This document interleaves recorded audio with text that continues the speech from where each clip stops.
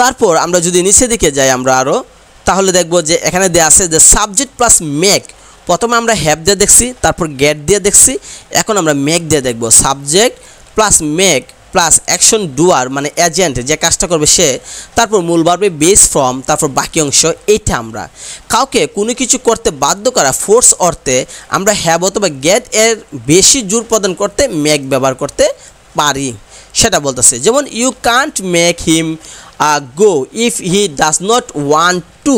তাহলে দেখেন এখানে যে ওই যে স্ট্রাকচারটা দেওয়া আছে, এই স্ট্রাকচার অনুসারে আমরা ব্যবহার করছি। যদি দেখেন এখানে 335 number, he made me dash the car, উত্তরটা দেওয়া আছে ড্রাইভ।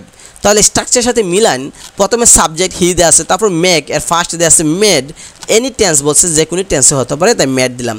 তারপর অ্যাকশন ডুয়ার যে কাজটা করে মি, তারপরে মূল ভার্বে বেস ফ্রম দিলাম ড্রাইভ, তারপর বাকি অংশ দ্য কার। এভাবে আমাদেরকে স্ট্রাকচারটা শিখতে হবে।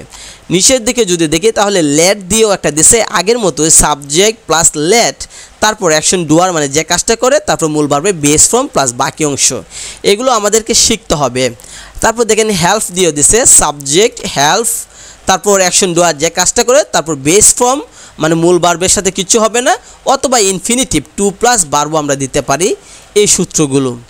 তো আমরা যদি নিচের দিকে যাই, আরও দেওয়া আছে নন ফাইনিট ভার্ব দেওয়া আছে, যে hear, notice, see, smell, watch ইত্যাদি ভার্বগুলো অবজেক্টের পরে বেস ফর্ম এবং প্রেজেন্ট পার্টিসিপল যেটা ভার্ব প্লাস আইএনজি উভয়ের ব্যবহার থাকলেও প্রেজেন্ট পার্টিসিপলের ব্যবহার বেশি প্রচলিত। মানে বোঝাচ্ছে যে hear, notice, see, smell, watch এগুলোর অবজেক্টের পর বেস ফর্ম এবং প্রেজেন্ট পার্টিসিপল দুইটাই আমরা ব্যবহার করতে পারি, কিন্তু আমরা প্রেজেন্ট পার্টিসিপলটা মানে ভার্ব প্লাস আইএনজিটা ব্যবহার করব। যদি একটা উদাহরণ দেখি, we saw him dash to go school, we saw him dash to school. তাহলে এখানে কি হবে, গোয়িং টু স্কুল হবে নাকি টু গো হবে? আমরা বলতেছি যে hear, notice, see, smell, watch এই শব্দগুলো থাকলে ভার্ব প্লাস আইএনজি আমরা ব্যবহার করব বেশি, 2+ ভার্ব ব্যবহার করব না, তাহলে আমরা গোয়িং দিয়ে দিয়েছি।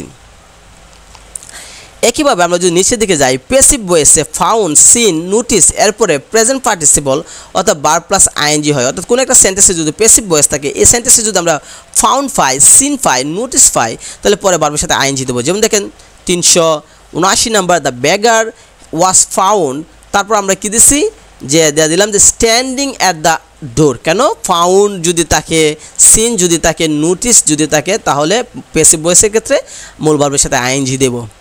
আরও দেখুন কতগুলো ভার্ব আছে যাদের অবজেক্টের পরে প্রেজেন্ট পার্টিসিপল ব্যবহৃত হয়। কতগুলো ভার্ব আছে যে তাদের পরে যদি অবজেক্ট বসাই, এরপরে আমরা যদি ভার্ব প্লাস আইএনজি যুক্ত একটা শব্দ বসাইব। কোন শব্দগুলো বা কোন ভার্বগুলো এখানে দেয়া আছে দেখেন, ফিল, ফাইন্ড, ইমাজিন, লিভ ইত্যাদি। এই ভার্বগুলো যদি থাকে কোনো একটা সেন্টেন্সে, তাহলে পরবর্তীতে ভার্বের সাথে 2+ ভার্ব দেবো না, আমরা ভার্বের সাথে আইএনজি দেব। আমরা জানি পাশাপাশি দুইটা ভার্ব থাকলে, একটা সেন্টেন্সে দুইটা ভার্ব থাকলে শেষে ভার্বের সাথে আইএনজি দিতে পারি, 2+ ভার্বও দিতে পারি। কিন্তু এরা যদি থাকে, ফিল, ফাইন্ড, ইমাজিন, লিভ, এরা যদি থাকে তাহলে আমরা 2+ ভার্ব দেবো না, আইএনজি দেব। যেমন I left him talking to Miraj, এখানে I left him to talk দিলেও হবার কথা ছিল 2+ ভার্ব দিলে, কিন্তু না দিয়ে আমরা ভার্ব প্লাস আইএনজি দিচ্ছি। কেন, কারণ আমরা বললাম যে ফিল, ফাইন্ড, ইমাজিন, লিভ এগুলো যদি থাকে তাহলে 2+ ভার্বের চেয়ে আইএনজি যুক্ত ভার্বটাই বেশি গ্রহণযোগ্য হয়। পরে বলতেছে সিম্পল সেন্টেন্সের কমার পূর্ববর্তী অংশে প্রেজেন্ট পার্টিসিপল মানে ভার্ব প্লাস আইএনজি হয়। হ্যাঁ, এটা আমরা পড়েছি। আমরা জানি যে এসএসসিতে সিম্পল কমপ্লেক্স কম্পাউন্ডের ক্ষেত্রে আমরা জানি এন থাকলে, যদি কম্পাউন্ডে এন থাকে তাহলে সিম্পল করতে গেলে আমরা ভার্ব প্লাস বাকি অংশ আমরা দিই, ভার্ব প্লাস আইএনজি প্লাস বাকি অংশ আমরা দিই।